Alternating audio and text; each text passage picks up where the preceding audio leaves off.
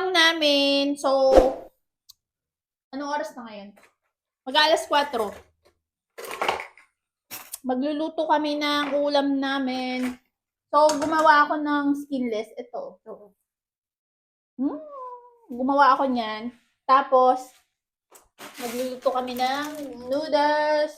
Gusto ko sana magsabaw kaso tinatamad na kami lumabas. Pumunta dun sa bilihan. Wala kasing araw ngayon eh. Oo, tingnan mo,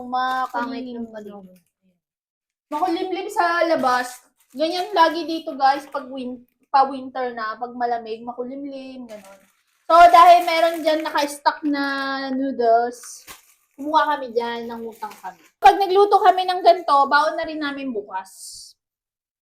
Kaya, tara. Mas gusto ko talaga apoy yung yung lutuan. Kasi dun sa Prague na inuupahan namin, tawag doon yung electric yung hindi apoy. Hindi siya ganyan, hindi siya gas. Lahat ng mga uupahan, laging may ganito, may oven. Kasi nga maano nga sila sa pagbe-bake dito. Parang bake is life sa kanila. Bihira lang yung wala. Yes! Na rin ako ng noodles. Pero okay lang kung wala kasi may free things sa Prague. Oo. O kaya sa Tambakan. Tambakan, sa Pretings, pwede kayong makakuha doon ng mga gusto nyo. Mga kasama namin, nakakakuha sila doon ng rep, oven, vacuum. Kailangan kunin mo na agad. Oo, Pag unahan. nakita mo. Don't you worry. Malungkot ngayon guys kasi Walang araw. walang araw. Pag winter talaga, pag taglamig na, malungkot kasi nga, bihira nga lang magpakita yung araw. Sale. Sale siya sale siya ngayon. Sa Albert. 21 lang siya, kaya bumili na kami ng marami. Pagka may sale, dinadamihan na namin kasi mahal na rin kasi ngayon yung mantika. Nakaraan din yung asukal na pula. Nag-sale din siya. Ito ganito. Nag-sale din siya. Sa Albert din yan. 24. 50 plus siya ni. Kaya bumili na rin kami ng madami. Habang di pa tuluto, mapakita ko lang sa inyo yung mga ayan, puntahan na namin yan. Vienna, Milan, Switzerland, Netherlands. Yan. Konti pa lang mga pupuntahan namin. Kurang ngayon yung papuntang Milan. Kasi yung mga taga-Prague, magmi-Milan sila sa November. So, yung ticket na nabili nila is 900 crown na, balikan na sa papuntang Milan. 2,000 sa peso. Mahigit. Balikan na yun guys sa Milan. So, dun sa Milan, nandun yung Jollibee. Nandun yung isang Jollibee. Kaya kung gustong pumunta ng Milan, so nagkukulo na ang aming tubig. Hindi kaya naman. So, ayan. Luto na. Ang aming ulam. Almusal yung aming So, ganito lang kasi lalo na pag winter guys, talagang sobrang tatamarin ka na lumabas kasi nga malamig. Tapos, kaya ka tatamarin kasi nga bibili ka lang todo beer ka pa, doble suot mo, magsasapatos ka, magmemedyas ka, kaya nakakatamad. So, hindi kami lagi umiinom ng soft drinks. Ano lang, ito tea. Tapos, ito siya. Green tea. Yan. Tapos, ito madalas ang namin. Pag gusto namin ng may malamig. Tapos, lalagyan ng honey. Paubos na yung honey namin. So, ito. Sa ano to? Coffee lang. Para matino yung honey.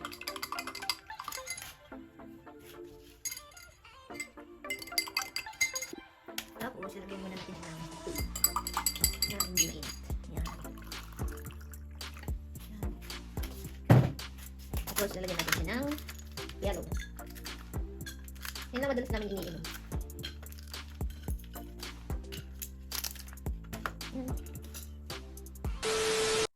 Thank you po sa food. So guys, kain po tayo. So ito yung noodles. Kain po tayo. So guys, dalawa lang talaga kami magkasama sa bahay. So feeling ko kasi mas nakakatipid pagka magbabahay. Para lang sa akin.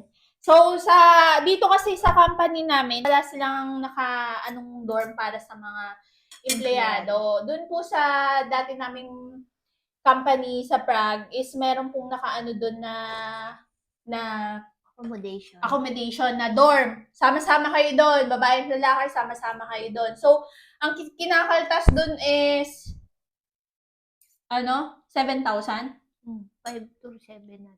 Oo, bawat isa, 5 to 7,000 yung kinakaltas. So, nag-decide kami din na maghanap ng bahay. Kahit nandun kami sa Prague, nagsolo din kami. So, nakakita kami ng bahay na mas nakamura pa kami. Tapos, nagagawa pa namin yung gusto namin. Gigising ka ng Oo, gugising ka ng gusto mong oras kasi pagka-dorm kayo, yung common CR yung gagamitin nyo. So, kailangan maaga ka din kikils kung gusto mong makaligo ka ng maayos kasi nagkakaubusan ng mainit na tubig. mainit na tubig. Lalo pag ang schedule nyo ng pasok ay 6 to 2. 6 ng umaga. Oo. Tapos winter. Nagkakaubusan talaga ng mainit na tubig pag sa dorm. So, tapos sa lutuan, common din. Kumbaga, mag-aantay ka kung sino yung nagluluto doon. Siyempre, lalo ako hindi ako marunong, antayin kong walang tao doon. Tapos siya nahiya siya kasi hindi siya marunong. Kasi minsan may mga namamansin na, bakit ganyan ginawa mo? Di ba dapat ganito? So, siyempre tayo, di ba? May kanya-kanya tayong diskarte sa pagluluto. So, kaya nag-decide kami din na maghanap ng bahay nung nandun kami sa Prague. Tapos, naisip din yun ng mga kasama namin, kaya sila, nag-decide din sila na maghanap din ng kasi maganda din kasi na may privacy ka. Sa paglalaba guys, madalas, 1 o 2 washing lang yung nandun nakaalat sa dorm na yon. Ilan kayong gagamit? Kayo, hundreds. Hindi, syempre. Pahirapan. Wala pa kasi dryer din, guys. I-spin mo lang siya. Tapos sampay. Pero meron namang dryer. Depende sa dorm. Kaya yung ibang nasa dorm, nagpapa-laundry na lang sila. Kasi sabi nila mas mura daw. Kasi di ba per kilo? Oo, nagpapa-laundry. Nagpapa-laundry dito sa Europe. Dito naman kaya kami nagbahay kasi wala talagang accommodation yung company. Kaya kailangan namin maghanap ng bahay talaga. Luluto mo talaga yung gusto mo. O kahit magluto ka ng tuyo. Magluto ka ng ng kahit anong oras. Kahit anong oras. Pero masaya din naman sa dorm. Oo, masaya siya pag sa dorm Maingay. kasi pag rest day nyo, may banding kayo dyan, magluluto kayo, tapos yan, inuman. Pero minsan kasi, syempre, gusto mo yung privacy. Sarap. Sarap talaga pag, minsanan lang. So guys, sige, yun lang po. Sana patuloy niyo pa rin kami suportahan. At marami pong salamat sa laging panunood. At pasensya na po sa mga hindi pa namin nasasagot or yung ibang tanong, pasensya na po kung hindi. Kaya po, baka sa susunod namin yung mga tanong.